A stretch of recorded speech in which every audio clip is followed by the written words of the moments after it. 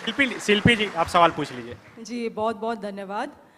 Sir, आप इस राज्य के पहले मुख्यमंत्री रहे और मुझे याद है उस वक्त हम लोग बहुत छोटे छोटे सभी लोग, अधिकतर यहाँ जो स्टूडेंट्स भी बैठे हैं वो लोग हुआ करते थे, और आप एक इस राज्य के लिए एक कह सकते हैं इसको कि एक हमारा भविष्य थे, और बहुत हम लोग भी सब लोग आपकी तरफ एक बहुत टकटकी निगाहों से देखते थे कि बहुत सारे बदलाव और बहुत सारे नीतियों को आप लाने वाले, और उसमें से एक नीति जो था डोमिसाइल पॉलिसी को, आपने उस आग को छूने का प्रयास किया। इस राज्य के लोग उसके लिए आपको श्रेय भी देते हैं कि एक प्रयास तो किया गया। सर, व्यक्तिगत ये पार्टी का सवाल नहीं है, आप जिस पार्टी से आते हैं या मैं जिस पार्टी से आती हूँ, मगर क्योंकि इस राज्य के हम नागरिक हैं और हमारी और आपकी जिम्मेवारी है इस राज्य के प्रति, हम जानना चाहते हैं सर कि व्यक्तिगत रूप से आपका क्या टेक है स्थानीय नीति में, और 1932 के बारे में आप व्यक्तिगत बाबूलाल मरांडी जी क्या सोचते हैं? देखिए, पहली बात तो मैं ये कहूँगा कि कोई भी व्यक्ति किसी भी राज्य में अपने राज्य के बच्चों के प्रति पहला उनका सोच रहता है कि यहाँ के बच्चों को अवसर मिले। तो बाबूलाल मरांडी वो उससे बिल्कुल अलग नहीं है, चाहे वो किस प्रकार से हो, कैसे हो, या अलग इशू है। और आप सब लोगों की जानकारी के लिए, जब हम इस प्रदेश के मुख्यमंत्री थे तो उस वक्त भी ये सवाल खड़ा हुआ था, और इसीलिए हमने 1932 तो उसमें कहीं भी उल्लेखित नहीं था कि पिछले सर्वे राइट्स ऑफ रिकॉर्ड्स में जिनके पूर्वज के नाम दर्ज हो उनको स्थानीय माना जाएगा। इसको हम लोगों ने अंगीकार किया था, इसको हम लोगों ने स्वीकार किया था। बाद में जो भी हुआ, उसके बाद फिर कोर्ट गया, कोर्ट से मामला फिर निरस्त हुआ, तो सबको पता ही है, उस बात को मैंने जाना नहीं चाहता हूँ। आज भी मैं कहूँगा कि झारखंड के बच्चों को 100% कैसे मिले उसकी मैं जरूर प्रयास करूँगा, उसका मैं रास्ता भी निकालूंगा, और मुझे पूरा विश्वास है कि रास्ता निकालने में हम लोग सफल भी हो जाएंगे। क्योंकि 3rd और 4th ग्रेड के बच्चों की बहाली का सवाल है, कोई बहुत बड़ी विषय नहीं है। इसको राजनीतिक अखाड़ा कम से कम उस समय भी हम नहीं चाहते थे, लेकिन घटनाएं घट गई, दुर्घटनाएं हो गई।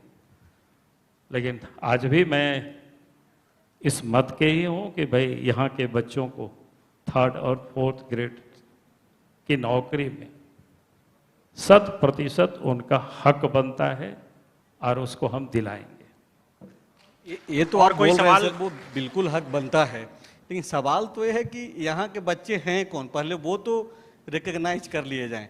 क्योंकि बीजेपी सबको पता है यहाँ के बच्चे 1985 लेकर के आई बीजेपी, 1985।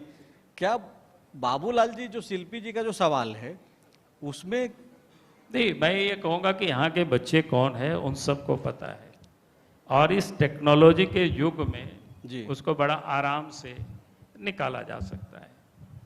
इसलिए मुझे नहीं लगता है उसको कोई खोजने में या निकालने में कोई कठिनाई होगी। इसलिए मैंने कहा कि उसको राजनीतिक और कानून की पेचीदगी में ना पढ़ करके हम ऐसी रास्ता हम निकालें जी कि यहाँ के बच्चों को अवसर मिले 100%, और ये हम लोग दिखा देंगे। एक सवाल सामने से कि भाई ये जो पत्थरों की खदानें हैं, गांव के लोगों को मिलेगा, वहीं के रैयतों को मिलेगा, गांव के लोग नहीं तो उस पंचायत के लोगों को मिलेगा सेकेंड प्रायोरिटी, या फिर उस जिला के लोगों को मिलेगा 3rd प्रायोरिटी। लेकिन दिल्ली और मुंबई से आ करके उन सारे खदानों पर, क्योंकि गवर्नमेंट को तो रॉयल्टी मिलता है, टाटा भी काम कराएगी तो वही रॉयल्टी मिलेगी, और अगर कोई मंगरा उरांव भी काम कराएंगे तो सरकार को वही रॉयल्टी मिलने वाला है, वही सेस मिलने वाला है।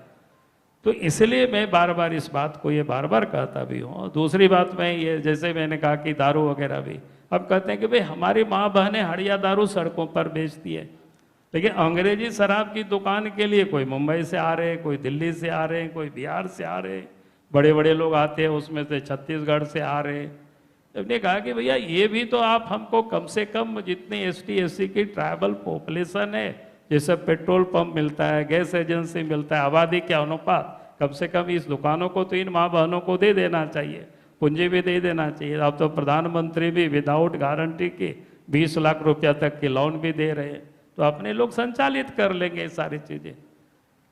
और उस समय भी जब हम राज्य के मुख्यमंत्री थे, बालू को तो हम फ्री कर दिए थे। जब हम राज्य के मुख्यमंत्री थे, ग्रामीण क्षेत्रों में जितनी हाट बाजार थे वहीं के नौजवानों के नाम पर बंदोबस्त करा दिए थे। तो मुझे लगता है कि ये कोई बहुत बड़ी इशू नहीं है, लेकिन सरकार को करना होता है, दूसरा तो कोई नहीं करेगा, तीसरा आदमी तो सरकार करेगी उनकी मानसिकता पर। लेकिन दुर्भाग्य है, जैसे हमने कहा कि इसको थोड़ा किसी ने हिम्मत करके ये काम नहीं किया। अगर हिम्मत थोड़ा जुटाते हैं वही लोगों को देना, ताकि लोग हमारे भी लोग बन जाते लाखपति और करोड़पति।